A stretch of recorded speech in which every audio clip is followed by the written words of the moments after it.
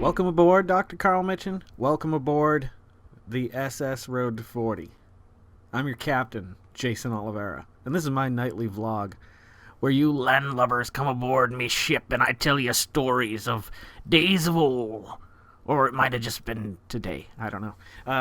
Anywho, we got a lot to talk about. Nothing crazy. Just a few things I wanted to talk about tonight. First thing is, I went to go clean out my closet. Or not clean out my closet. That wasn't my intention. I went to go into my closet to get my father's briefcase out so we could do an unbriefcasing on the show. And I could show you. Actually, I do have a photo album that was in it. I think I took it out for some reason. Oh, a bunch of newspaper article clippings about me, my father, and stuff like that growing up. But I literally will have to dig to get to it, and I just didn't have the time today. I had to pick up Carol because I had to borrow her car because my car is not registered, nor is it inspected right now. So those taxes can come anytime now. Blue Texas, hey. Don't mock me, Dr. Carl. I will slap that. No, I would never do that to you, Dr. Carl. There was two things that I one of them I read on the internet, and I can't remember where I saw the other one. Give me a moment here. Okay. Let me give you the heavy one first, and then we'll get the silly one second. Or not so much heavy. What type of people do you see as inferior? Now, as wonderful people as you are, I bet immediately something came to your head. Whether you mean it wholeheartedly or it's just what your brain fabricated from stories that you've, read about or whatever. But I know it happened for me. Like, I thought, I don't think it... Wait a minute, I do. Like, I looked at the picture and it was a McDonald's worker. And I don't mean this to sound terrible, like, and I sincerely apologize if you work at any fast food restaurant or whatever, but in my head, it is that way. And, like, I don't know how it got to that point. Like, they are as equal as I am, or as equal as the president is, or anyone who walks the face of this earth. I mean, everyone should be considered equal. But that being said, there are, like, jobs. I think most of it's definitely class-oriented, like garbage collectors or construction workers. Not the people who are building, but, like, demolishing and stuff like that. Like, those are the things that popped in my head, and I thought, wow, I feel like a terrible person for feeling that way. And I kind of want to start acting a little bit differently. Even when I go through a drive-thru, I feel like I have a little bit of an attitude, even though I never really express it. The only time I express any attitude in the drive-thru is silliness. And it's usually just mainly to embarrass whoever's in the car and make the person smile who's at the drive-thru. It's not that hard. It's one of my favorite things to do. It was a lot more fun when I was younger, because now I'm just a creepy old guy, like, just being like, hey, do you have any beans? Could I buy any individual beans here? Do you sell individual beans? It says you have hamburgers. Could I just buy the cow? Like, I used to do stuff like that all the time. But that was funny. But, like, I do feel like when I get to that drive-thru, like, I don't know. Like, maybe it's just jobs that I wouldn't want to do, but that's okay for someone else to do. You know what I mean? Like, I don't know how to dig myself out of the hole by starting this conversation. Like, you know what I mean? Like, I don't want to leave a bad impression of how I see people as the last impression. And so I really want to make an effort from today on. And I'm sure it's going to take a lot of work. And I hope you would do this as well. Like, if those times pop into your head, remember this moment. Remember that all men, women, children of all race, nationality, color, religion, we're all of one people. We really are. At the end of the day, we're all just bugs on a big rock floating through the universe. That's nice. Those are some good goddamn lyrics right there. Now, I got two more things I want to talk about. First thing is another thing that makes me feel like a terrible person. Last night, we talked about the Super Bowl. And I ended up watching a little bit more at the end. I can't remember what happened. Oh, Tom Brady marched him downfield twice. 4 touchdown passes. All the score on the Patriots side was all receptions in the end zone. Isn't that crazy? If you know football or if you like football. But that last moment. I mean, my God, when the ball. If you haven't seen it, go check that. I'll try to remember. I'm not gonna remember. To this link, make a note, Mr. Oliver. Problem is, I need a notebook. I lost my notebook that I was using, and I used to keep my notes. And the next day, I'd go, okay, at 3. Oh, come on. Of course, that one's not gonna work. 3:30. Roughly. What do I want to put there? Super Bowl. Interception. No. Oh, catch. Okay. I can't remember the players. Wilson, maybe. Mr. Wilson from next door. Dennis the Menace, if you're that old.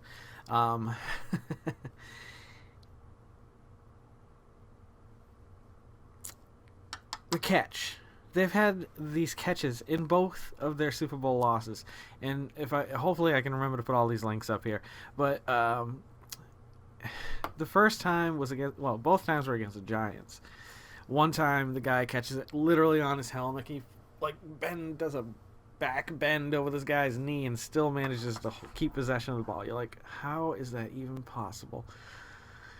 And they, of course, went on to win the Super Bowl. Then the next time we made it to the Super Bowl with the Giants, again, hoping for redemption, hoping we could just crush them and leave them to bleed on the field. I don't mean that, obviously.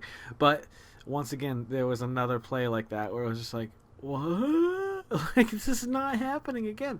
Well, last night, when that link I put up there, when that hit his chest, he knocked it up, and then it was in the air, and it bounced, and the guy jumped over him and missed it, and he just got possession at the end there. I was like, you gotta be kidding me. That's the third time a crazy play ends the game. I'm like, that's it. That's first down. They have, 10 yards. And, and then they give it to Marshawn Lynch, and he makes it down to, the half-yard line. This is it. There's, at this point, I think there's about 59 seconds left in the game.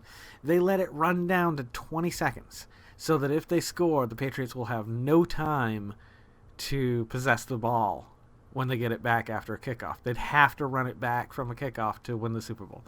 So you're thinking they got 3 shots at this now. You're at second and goal. That's literally inches at this point. All you got to do is give it to Marshawn Lynch 2 more times or try to power it through with a quarterback sneak or something like that. Anything. But Pete Carroll tells him, throw it. And the Patriots intercepted it. And finally, for so long, I wish it had been the Giants. That would have made it perfect. But it would have made it creepy up to that point because it would have been like, man, this is a curse against this team. Anywho, Patriots go on to win 28-24. I predicted 27-24, and I was off by 1 point. So, yeah, that was pretty good, though. And I'm just really glad they won because now all of my children, if they ever become Patriots fans, can at least say that the Patriots won in their lifetime. Why did I bring all this up? Because I'm a good man at heart, and I don't like to... I was really reluctant to post anything on Facebook about the win, because I feel bad, because, I know some people who are Seattle fans. A lot of people are Seattle fans around here. And so I didn't post anything too crazy. I just said, basically, at the end of the day, it's all just a big game. You know what I mean? It's just a game. It's people you probably don't know personally. I understand a love of having a local sports team and stuff like that. I really do. But at the end of the day, they're just playing a game. It's a game that you might have played back in high school. Jesus. Oh, Christ. I like these because I get the... But, they're a little small for my head, so I can feel them pushing in. Okay. No. Yes. Jesus, I can't get my point out. I'm a good man. But it really felt good, and this is the dark side trying to grab hold of me, watching Seahawks fans with reaction videos when they are so smug, and they're like, like that. Or anybody who gets up and like they're like, oh, okay, this is the end of the game. This is awesome, stupid Patriots, haha. And then there was 3 or 4 people on the couch just saying, see, you never say quit. This is why you never say quit. And then they throw the interception, and the reaction of the people just fueled my anger. No, it made me so like happy to see that on someone else's face. Not that I want someone else to suffer, but because now I feel like I've shared that common pain with somebody, and I know how they're feeling. So it's not so much that I was just like, haha, you got it, nah, nah, nah, nah, nah. But I was I haven't done that since I was like 10, probably even younger than that.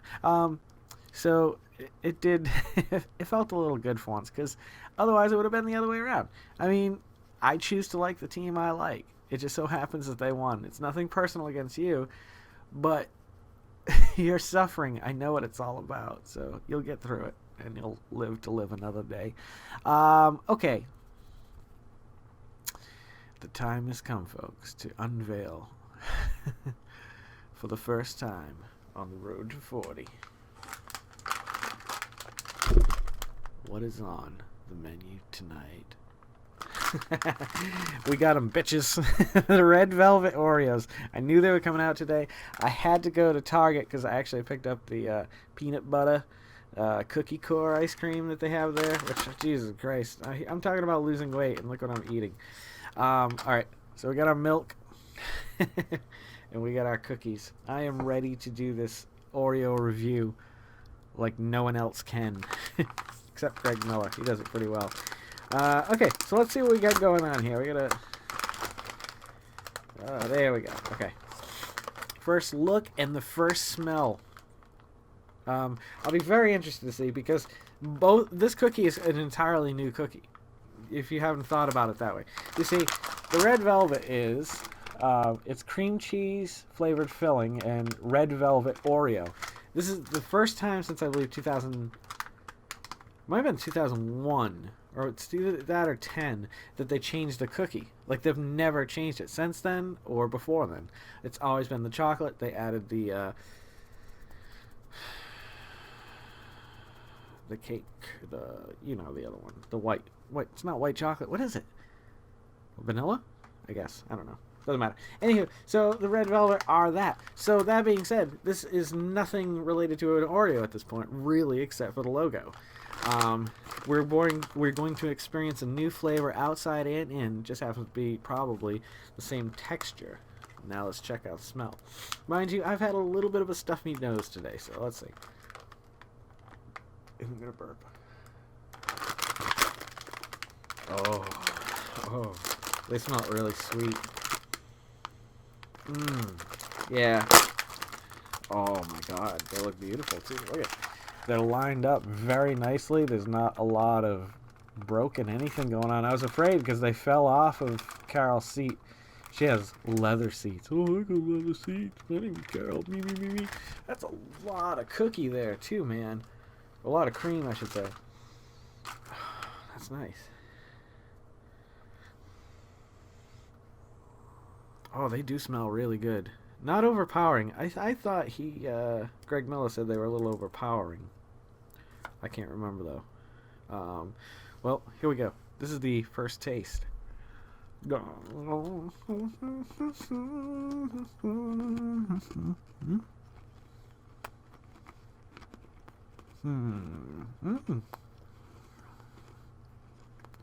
Mom.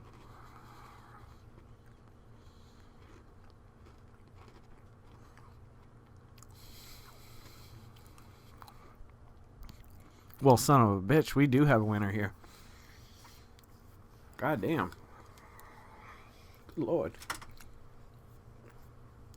The different everything all works, and it works really well together. I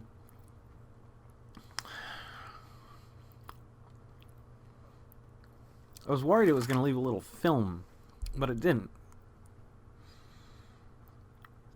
They're good. They're really good. They are delightful from my lips on down to my tummy. Alright, I want to try them in milk because this could change everything. I love a softer cookie. I don't care about the bite of an Oreo. I have no problem with just going with a nice, soft, mild cookie. I love oatmeal raisin cookies. Just gonna dunk this a little bit. Chocolate chip cookies, though, not so much. I have a friend, Jen, that used to send me chocolate chip chipless cookies. Chocolate chipless cookies, that's what they were. Mm. Mm. I feel it in my bloodstream, like it's a drug. Wow, probably is the sugar. Yeah, I can't say one way or another that the milk enhances or takes it away. For me, it definitely makes it better, only because that looks like a profile. I guess you can't see it. It just takes away that bite, which I'm not all about. So, other than that, the cream, it doesn't have the same effect as the Oreo cream.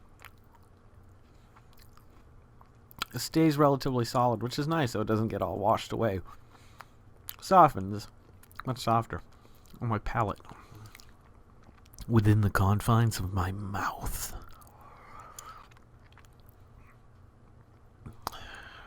I'm reluctant to give them.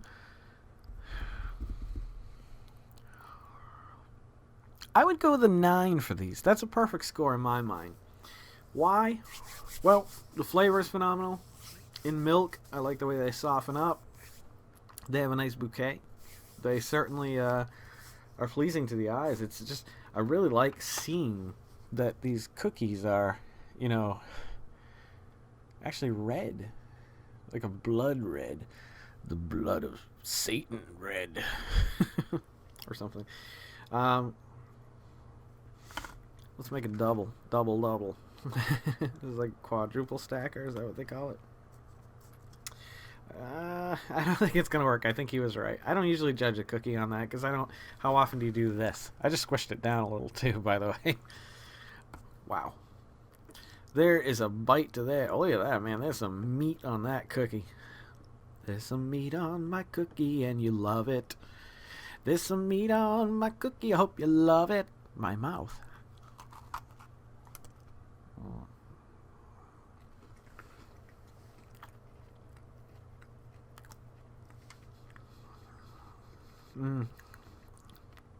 It's a little much.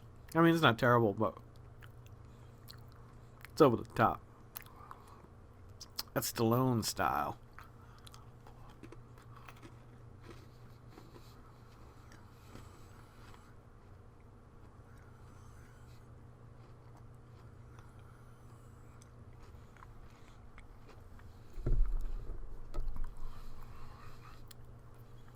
Dr. Kyle's going swimming in my milk. All right. I won't keep you any longer just sitting here chewing. Felt like there's something else I want to tell you. Anywho. If you're loving watching these as much as I'm loving making them, please subscribe, like, and comment. Give me something to talk about. Pass these along to anybody who you might know who might like watching them as much as I like making them. Follow me on the social media. I'm all over the place at GEYCEN. If it's a social media network, I'm probably attached to it. Although I don't use a lot of them. But maybe you'll give me reason to. I don't know. Don't forget to make somebody smile tomorrow. Make yourself a better person tomorrow than you were today, tomorrow. Let's make the world spin a little bit happier together. Let's sing and dance in the rain. And in the sun. And all over the frickin' place. Live life to the fullest and love every moment of it, because you just never know when death comes for you, brother. Live in love, never in fear. Those two are hand in hand. Like a rainbow of love. Jesus. Take care of yourselves. Take care of one another. Take care of those who can't take care of themselves. I'm Jason Olivero. This is Road to 40, and I'll see you guys a little bit further on down that road. Good night, Dr. Carl. Don't drown. No, you can't go in the pool with a martini. Go ahead.